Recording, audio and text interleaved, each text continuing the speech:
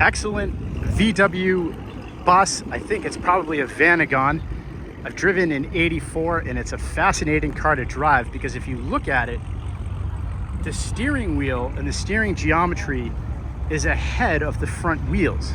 So what tends to happen the first time you ever drive one of these is that you misjudge the turn because it's very funny where you're sitting relative to the rest of the car. As well, I remember that they were a nightmare to shift. Very long throw in the shifter, but awesome for camping out.